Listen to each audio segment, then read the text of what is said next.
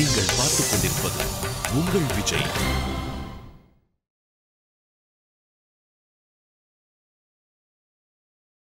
பதினோராவது அவதாரம் மத்ஸ்யோ யுகாந்த சமயே மனுனோபலப்தா க்ஷோணீமயோ நிகில ஜீவ நிகாய கேதா விஸ்ரம்சிதானுருபயே சலிலே முகான்மே ஆதாய தத்ர விஜஹாரக வேதமார்கான். வேதத்தை மீட்டு கொடுத்தவர், மீனாய் பிறந்தவர். இப்போ பாருங்க, நாம் முதல்ல பார்க்க வேண்டிய மத்ஸ்யாவதாரம் இப்போ 11ஆவது அவதாரம். இங்கே நாம் தசாவதாரத்தில் பார்க்க வேண்டியது முதல். ஆனால் இந்த வரிசையில் 25 வரிசையில் இருக்கிறது 11ஆவது. பெரிய மீன், 1,00,000 யோஜனை தூரம் பெரியவர். லட்சம் யோஜனைன்னா ஒரு யோஜனை 10 மைல் கணக்கு பண்ணிங்க. 1,00,000 யோஜனை பெரிய மீன். கொழுங்கையலாய் நடுவெள்ளம் கொண்ட காலம் என்னதனுடைய வால் போய் கீழ பூமியில் பாத்தாளத்தில் மோத, தலை போர் எங்கேயோ ஆகாசத்தில் முட்ட, அவ்வளவு பெரிய திருமேனியோடு வந்தார். வேதத்தை காக்க, ரிஷிகளை காக்க, ஓஷதிகள் மூலிகைகளை காக்க, இதற்காகவே தோன்றினார். அவதாரத்தினுடைய விளக்கம் என்னங்கிறத அடுத்து சொல்லும்போது, என்ன முதல்ல மத்ஸ்யாவதாரம் தான் இப்போ பார்க்க போகிறோம். அப்போ சொல்கிறேன், அந்த பெருமான் ஒரு பெரிய ஓடத்தை கொண்டார். ஓடத்தை வாசுகி பாம்போட தன்னுடைய கொம்போட சேர்த்து கட்டினார். மீனுடைய கொம்பு ஓடத்தினுடைய ஒரு பக்கம், ரெண்டுத்துக்கும் கயர் போட்டாப்பில் வாசுகி பாம்போட கட்டி பிரளயம் வந்திருக்கிற காலம் முழுக்க அவர் தான் காப்பாற்றி கொடுத்தார். வேதத்தை காத்தது, ரிஷிகளை காத்து கொடுத்தது. பிரளய காலத்தில் இவர்களை ரட்சிக்கணும் இல்லையோ, அப்போ பிரளயத்தில் உலகம் அழிந்து போகாதபடிக்கு காப்பவர், வேதங்கள் வீணாக போகாதபடிக்கு ரட்சிப்பவர் என்று மத்ஸ்யமூர்த்தியின் இடத்துல தெரிஞ்சுக்கிறோம். இன்னொரு முக்கியமான கருத்து இருக்கு. மீன் 50 குட்டி போடும். தாய் மீனுக்கு ஒரு சக்தி, தன் குட்டிகளெல்லாம் கண்ணால் உறுத்து பார்க்கும். அதனுடைய பார்வைப்பட்டாலே தடவி கொடுத்தாப்புல இருக்குமா குழந்தைகளுக்கு. அதை போல பெருமானுடைய கட்டாட்சந்தான் ரொம்ப முக்கியம். அதைத்தான் மீனின் இடத்துலேருந்து தெரிஞ்சுக்கணும். ஏன்னா இறைவன்னு கேட்கச்சே, தேவரீர் பார்வை அடியன் பேரில் படணும், கட்டாட்சிக்கணும்னு பிரார்த்திக்கணும் இல்லையோ. இறைவா நீதாராய் பறை திருப்பா பாசுரம் உங்களுக்கு தெரிஞ்சிருக்குமே. அங்கன்மான் ஆலத்தரசர் அபிமான பங்கமாய் வந்தனின் பள்ளிக்கட்டிற்கீழே சங்கமிருப்பார் போல் வந்து தலை பெய்தோம் கிங்கிணிவாய் செய்த தாமரை பூ போலே செங்கண் சிறு சிறுதே எம்மேல் விழியாவோ. உன் தாமரை கண்களை மெதுமெதுவா தர, அந்த கண்களால் என்னை நோக்கு. கோவிலில் கார்த்தால நிர்மால்ய சேவைக்கு போகிறோம். குருவாயூர் போயிருக்கீங்களோ இல்லையோ, கார்த்தால 3-3:15 மணிக்கு போனோன்னா முதல் சேவை. அப்படி கதவை திறந்து திரையை எடுத்த உடனே அவருடைய கட்டாட்சம் நம்ம பேரில் படணும். நாளெல்லாம் நன்னா இருக்கணும், வருஷம் முழுக்க நன்னா இருக்கணும்னு போகிறோமோ இல்லையோ. நிறைய பேர் வருஷப்பரப்பன்னைக்கு திருப்பதிக்கு போடுவா. அன்னைக்கு திருவேங்கடமுடையான் சீனிவாசனை சேவித்து அவர் கட்டாட்சம் பெற்று வருஷம் முழுக்க சுபிக்ஷமாக இருக்கணும் அப்படின்னு போய் நிற்கிறோமோ இல்லையோ. அப்போ பெருமானிடத்தில் கட்டாட்சம் ரொம்ப முக்கியம். அவர் கண் பார்வை பெறுதல், அருளை பெறுதல். அதை மத்ஸ்யமூர்த்தியின் இடத்துலேருந்து தெரிஞ்சுக்கிறோம். 11ஆவது அவதாரம். அடுத்து 12ஆவது அவதாரம். பிருஷ்டேன கச்சபவபுர் விததார கோத்திரம் நித்ராட்சணோத்ரி பரிவர்த்த கடான கண்டூஹு திரைவிஷ்டபோரு பயஹாச நிருசிம்ம ரூபம். அடுத்து கூர்மாவதாரம், ஆமையான அவதாரம். பெருமாள் பார்க்கடலை கடைகிறார். அமுதத்தை எடுத்து தேவர்களுக்கு கொடுக்கணுங்கிறதுக்காக. கடலை கடையிறதுக்கு மத்து வேணும் இல்லையோ. ஒரு தயிர் கடையணுன்னா மத்து வேணும். மந்தரமலையை மத்தாக கொண்டு வந்து நாட்டினார். வாசுகி பாம்பை கயிறா போட்டு சுற்றி விட்டார். இப்படியும் அப்படியும் தேவர்கள் போட்டு கடைகிறார்கள். அடி இல்லை, கடலில் கீழே கீழே போய் மலை விழ பார்த்தது. யாரானு கீழே அப்படி முட்டு கொடுத்தா தான் மலையை தூக்கி நிறுத்த முடியும். அதுக்கு தான் பெரிய கூர்மாவதாரம் செய்தார்.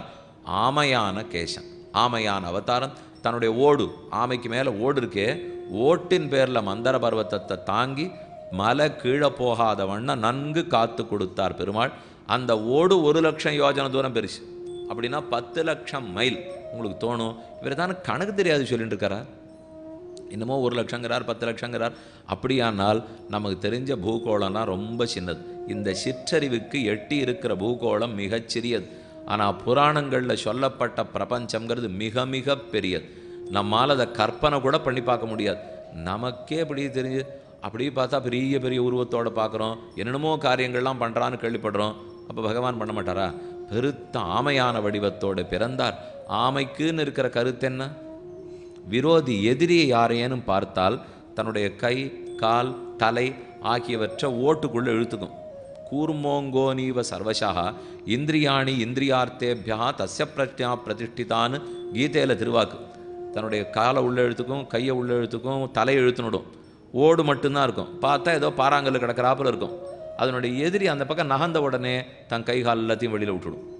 இதே போல் நம்ம கண் இருக்குது, காது இருக்குது, மூக்கு இருக்குது. இதெல்லாம் கண்ட இடத்துல பார்க்குறது பாருங்கள். யாரை பார்க்கக்கூடாதோ பார்க்குறது, எதை பேசக்கூடாதோ பேசுறது, எதை சாப்பிடக்கூடாதோ சாப்பிட்றது. இந்த மாதிரி எதான்னு இருந்தால் மொத்தத்தையும் நமக்குள்ளே சுருக்கிடணும். நம்ம கண், காது, மூக்கு, பேச்சு இது எத்தனையும் சுருக்கிண்டு நல்லவர்களுக்கு நடுவில் மட்டும்தான் அதை விடுதலையே பண்ணணும். இப்போ 10 பேர் நல்லவா இருக்காளா, நன்னா பேசலாம், நன்னா சிரிக்கலாம், பண்ணலாம். கொஞ்சம் எல்லாம் சுமார் லௌகிக்காள் வளம் ஒன்றும் தெரியாதா, பேச்சையே குறைச்சிடணும், பார்க்கவே கூடாது, தொடவே கூடாது, சாப்பிடவே கூடாது. அப்படி நம்மளை சுருக்கிக்கிறது எப்போதும் நல்லது. வளவளவளான்னு பேசவும் கூடாது. எந்த ஒன்றா இருந்தாலும் சக்தியை சேமித்து வச்சா எப்போ வேணுமோ உபயோகப்படுத்திக்கலாமோ இல்லையோ. ஒரு வார்த்தை பேசுன்னு சொன்னால் எவ்வளவு நேரம் பேசணும்? ஒருத்தர்கிட்ட சொல்கிறோம், சாமி ஒரு 10 நிமிஷம் பேசுமே, இன்னொரு 2 நிமிஷம் இவர் பேச மாட்டாரான்னு இருக்கிறச்சே நிறுத்திடணும். இன்னும் பேச போகிறாரான்னு இருக்கிற அளவுக்கு பேசக்கூடாது. இப்போ இன்னும் கொஞ்சம் நேரம் அவர் விட மாட்டார் போல் இருக்கேன் அப்படிங்கிற அளவுக்கு பேசக்கூடாது. இன்னொரு 2 நிமிஷம் பேச மாட்டாரா அப்படின்னு இருக்கிறதுக்குள்ளே நிறுத்தி விட்டா பேச்சு நன்னாருதுன்னு அர்த்தம். யாவகா வாராயின்னு நாகாக்க காவாக்கால் சோகாப்பல் சொல்லிழுக்கப்பட்டுன்னு சொல்கிறோம் இல்லையோ. நாவை காத்தல் முக்கியம். கையை 2 விதத்துலையும், பேச்சுலையும் ஜாக்கிரதையாக இருக்கணும், உணவுலையும் ஜாக்கிரதையாக இருக்கணும். நாப்பழக்கம்னு சொன்னால் உணவு பழக்கம். எத்தையோ சாப்பிட்டுட்டு அப்புறம் இப்படி முடியலையே அப்படி முடியலையேன்னா சாப்பாட்டை குறைச்சலாக வச்சுக்கணும், பேச்சை குறைச்சலாக வைக்கணும். நம்ம பேசுவோமான்னு எதிர்பார்க்குற அளவுக்கு நம்ம பேசணும். பேசிவிட்டானேன்னு நினைக்கிற அளவுக்கு பேசவே கூடாது. நம்ம இன்னும் பேச மாட்டாரா என்கிற நினைப்போடு இருக்கணும் இல்லையா. அப்போ நாக்குக்கு சுத்தி வேணும். கண்ணு, காது, மூக்கு முதலான புலன்களை சுருக்கி கொண்டு வாழ பழகிக்கணும். இதுதான் ஆமையனிடத்திலேருந்து நாம் தெரிஞ்சுக்கிறது. நம்ம பேச்சால் எத்தனையோ பேருக்கு நல்லது பண்ணலாம். தேவையற்ற பேச்சினால் கெடுதலும் வரும். யமுனை ஆறு நிறைய ஆமை இருக்கும். வடக்க மதுரா நகரத்துக்கு போனீங்கன்னா பிருந்தாவனை யமுனை ஓடுறது இல்லை, கருத்தாறு, ஜலமே கருப்பாக இருக்கும், ஒரே அழுக்காக இருக்கும்.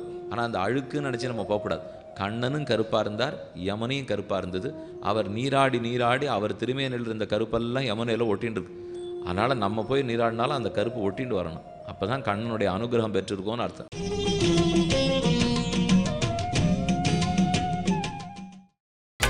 நீங்கள் பார்த்துக் கொண்டிருப்பது உங்கள் விஜய். கண்ணனும் கருப்பாக இருந்தார், யமுனையும் கருப்பாக இருந்தது. அவர் நீராடி நீராடி அவர் திருமேனில் இருந்த கருப்பெல்லாம் யமுனையில் ஒட்டின்னு இருக்கு.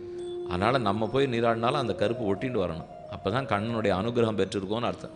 இறங்குறோம், யமுனை ஆறு பக்கத்தில் பார்த்தா ஒரே ஆமை. ஒரு ஆள் வேணும்னு ஆமையை அடித்து கொல்லணும்னுட்டு அதை நின்றுருக்கிறச்சே ஓங்கி ஓங்கி அதை ஓட்டில் அடிச்சுட்டே இருந்தான். பக்கத்தில் நம்ம ஆட்டம் ஒருத்தர் போயிருந்தார். அவருக்கு எப்போ உண்மை பேசணும்னு ஆசை. அதனால் போகிறவர் அதை பார்த்துட்டு சொன்னார், இந்த மாதிரி எத்தனை நாழி அடித்து நீ ஆமையை கொல்ல முடியும்? திருப்பி போட்டு ஓங்கி அடி, அப்போ தான் போகும்னு போயிட்டார் அவர். அவன் உடனே தெரிஞ்சுட்டான். ஆமையை சட்டுன்னு திருப்பி போட்டான், ஓங்கி அடித்தா ஆமை படுத்து, ஆமை இறந்து போச்சு. இப்போ அவர் சொன்னது உண்மை தானே. ஓட்டில் அடித்தா போகாது, திருப்பி போட்டு அடித்தா போயிடும். இது ரொம்ப உண்மை பேசியிருக்கார். கிடுகிடுன்னு 4 பேர் போய் அந்த ஆசாமியை பிடிச்சிருந்தா. என்ன அநியாயம் இது, அவன் மாட்டுக்கு ஏதோ ஓட்டில் அடிச்சிருந்தான், ஆமையானு புழைச்சிருந்தது, ஒம்மாலான தொண்டு திருப்பி போட்டு அடின்னு சொல்லிட்டு பண்ணிரே. அவர் வேணும்னு வாதத்துக்கு வந்தார். நான் உண்மையைத்தானே சொன்னேன், அவன் பண்ணிட்டு இருக்கிறது என்னைக்கு அடிச்சு. இது உண்மையா? ஒரு ஜீவனை காப்பாற்றணும்னு சொன்னால் உண்மை சொல்லவே கூடாது, பொய் தான் சொல்லணும். சத்தியம் ப்ரூயாத்து சத்தியம் பூதஹிதம் புரோக்தம்னு சொல்லுவா. ஜீவராசிகளை காப்பாற்றுவதற்காக பேசப்படுவதுதான் சத்தியம். அதை கொல்றதுக்காக சத்தியமே பேசக்கூடாது. ஒரு பசு மாடு நம்ம வீட்டுக்குள்ளே ஒளிஞ்சின்னு இருக்கு, அதை அடிக்கணுங்கிறதுக்காக அரோத்தம் ஓடி வரான். உள்ள பசு இருக்கான்னு கேட்குறான், இல்லேன்னு சொல்லணுங்கிறது தர்மம் இல்லை சுவாமி. நான் உண்மையாக தான் இத்தனை நாள் பேசியிருக்கேன், கசுமாடு உள்ளே தான் இருக்குது, வாப்பா உள்ளே போ அப்படின்னு சொல்லலாமான்னால் செய்யவே கூடாது. அங்கே பசுவை ரட்சிக்கணும், கோமாதாவை ரட்சிக்கணும்னு இருந்தால் இல்லேன்னு தைரியமாக சொல்லணும். அப்போ அது பொய்யாகாதானா ஆகாதுங்கிறார் மனு பகவான். எது ஒரு பொய்மையும் வாய்மை இடத்த புரை தீர்ந்த நன்மை பயக்குமென்னு சொல்கிறோம் இல்லையோ. பொய்யே கூட உண்மையாகத்தான் கருதப்படும். அது ஜீவராசிகளுக்கு நன்மை பயக்குமானால் ஆமேன்னு ஞாபகம் வரவே சொன்னேன். 12வது அவதாரம். அடுத்து 13வது அவதாரம். திரைவிஷ்ட போரு பயஹாச நிருசிம்ப ரூபம் கிருத்வா பிரமத் புருகுடி தம்ஷ்ட கராவலக்தம் தைத்யேந்திர மாஷு கதையாபிபதந்தமாரா தூரவு நிபாத்திய விததார நகைஸ்புரந்தம். எல்லாருக்கும் ரொம்ப பிடிச்ச அவதாரம். பயங்கரமான அவதாரமா, கோரமான அவதாரமா, இனிமையான அவதாரமா, சௌமியமான அவதாரமா? என்ன பண்ணார்? கழுத்துக்கு மேலே எப்படி இருந்தார், கழுத்துக்கு கீழே எப்படி இருந்தார், ஏதுன்னு தெரியாத நரசிம்ம அவதாரம். பெரிய நரங்கலந்த சிங்க உருவாய், கழுத்துக்கு மேலே சிங்கமாய், கழுத்துக்கு கீழே மனிதனாய், பிரஹ்லாதன் என்னும் சிறுவன் கைகாட்டின இடத்தில் தூணுக்கு நடுவே பெருமாள் தோன்றினாள். ரொம்ப ஆச்சரியமான அவதாரம். இப்போவும் பல திவதேசங்களில் நீ போய் சேவிக்கலாம். ஷோளிங்கர் கேள்விப்பட்டிருக்கீங்களா? மலைக்கு மேலே யோக நரசிம்ம சுவாமி உள்ளார். சோழசிம்மபுரம்ங்கிறது முழு பெயர். ஞாயிற்றுக்கிழமை வந்ததுன்னா 40,000 50,000 பேர் ஒத்தர் இல்லை. மலைக்கு போகிற பழியில் எள்ளு கீழே போட்டால் கீழே விடாது, அவ்வளவு கூட்டம். மேலே நரசிம்மர் மலை 1300 படி ஏறிட்டு கீழே வந்தேன்னா பக்கத்தில் சின்ன மலை ஆஞ்சநேயர் மலை, அங்கே போய் ஏறிட்டு வந்தோன்னா இன்னொரு 500 படி. அன்றைக்கி ஒன்றுமே தெரியாது. மறுநாள் நம்ம வீட்டுக்கு வந்த அப்புறம் நம்ம காலாகவே இருக்காது. இது கால் யாரோ நம்ம காலில் நடக்கிறாப்புல பெருசாகிடும்.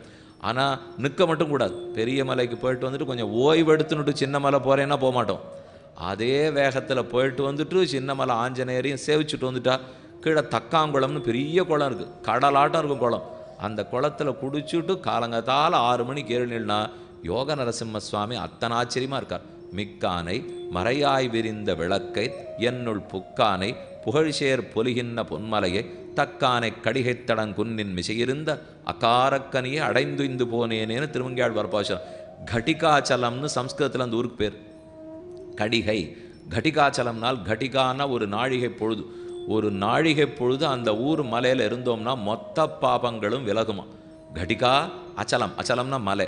கட்டிகா ஒரு நாழிகை பொழுது அந்த மலையில் இருந்தால் போரும். அங்கே பெருமான் இருக்கார். ஏன்? சென்னப்பட்டணத்தில் உள்ளேயே பார்சாதி பெருமான் சன்னதிக்கு பின்னாடி இருக்கிற முக்கிய தேவதை தெள்ளிய சிங்கம் ஆகிய தேவை திருவல்லிக்கேணி கண்டேனே. தெள்ளிய சிங்க பெருமாள் வீதி பேரே தெளிசிங்க பெருமாள் வீதி தான். திருவல்லிக்கேணின்னு கேள்விப்பட்டீங்களே. முன்பக்கத்தில் பார்சாரதி பெருமாள், பின்னாடி நரசிம்ம பெருமாள். இப்படி பல க்ஷேத்திரங்களே. அகோபில க்ஷேத்திரத்துக்கு போனால் 9 நரசிம்மர்கள் எழுந்தருளி உள்ளார்கள். ஜுவாலா, அகோபில, மாலோல, வராக, காரஞ்ச, பார்கவ, யோகானந்த, சத்ரவட்ட, பாவன நரசிம்மர்கள் 9 நரசிம்மர்கள். யாருக்காக இந்த பாடுனால் ஒரே கோபம். தங்கிட்ட எத்தனை அபச்சாரப்பட்டாலும் பெருமாள் கோபமே வராது. ஆச்சு இந்த அசுரனு ராட்சசனு இன்றைக்கி நேத்தா அபச்சாரப்பட்டு இருக்கான், பட்டுட்டு போகிறான், போ விட்டுடுவர். ஆனால் தன் பக்தனிடத்தில் யாரேனும் அபச்சாரப்பட்டால் அப்போ தான் பெருமானுக்கு அடக்கமாட்டாத கோபம். ஒன்றுமில்லை, சின்னவன் பிரகலாதன். அவன் தூணை காட்டினான். இந்த தூணுக்குள் கடவுள் உள்ளார். இல்லைன்னா ஹிரண்யகசிபு. இந்த ஹிரண்யகசிபு யார் தெரியுமோ? வராக பெருமானான கொல்லப்பட்ட ஹிரண்யாக்ஷன்னு பார்த்தோமோ இல்லையோ, அவனுக்கு அண்ணன் இவன் தான். ஹிரண்யாக்ஷன் ஹிரண்யகசிபு 2 பேருமே அண்ணன் தம்பிகள். ஹிரண்யாக்ஷன் போயிட்டான், வராக பெருமான் அவரை கொன்னுட்டார். அதனால் விட்டுடக்கூடாது என்று தன் தம்பியினுடைய மரணத்துக்கு பழி தீர்ப்பதற்காக ஹிரண்யகசிபு நீண்ட தவம் புரிந்து அவனை அழிக்கணும்னு வந்தான். ஒன்றும் நடக்கலை. தூணுக்கு நடுவில் இந்த நரசிங்க பெருமாள் தோன்றினார், கிழித்தார், ஹிரண்யகசிபு அழித்தார். அப்போ இந்த அவதாரத்திலையும் தெரிஞ்சுக்கிறது, ஒரு குழந்தை கைகாட்டினாலும் அங்கு பகவான் தோன்றுகிறார். அப்போ பொருள் என்ன? எங்கு முழன் இறைவன். தூணுக்குள்ளேயும் உள்ளார், துரும்புக்குள்ளேயும் இருக்கார், ஆகாசத்திலையும் இருக்கார், பூமியிலையும் இருக்கார், பின்னாடி இருக்கார், முன்னாடி இருக்கார், நேற்றும் இருக்கார், இன்றும் இருக்கார், நாளையும் இருப்பார். எங்கு முழன் கண்ணன் என்ற மகனை காய்ந்து இங்கில்லையால் என் நிரணியன் தூண்புடைப்ப அங்கு அப்பொழுதே அவன் வீயத் தோன்றிய என் சிங்கப்பிரான் பெருமை ஆராயும் சீர்மைத்தேன் பாசலன். ஆக எல்லாவிடத்திலும் இறைவன் நீக்கமர நிறைந்திருப்பார்.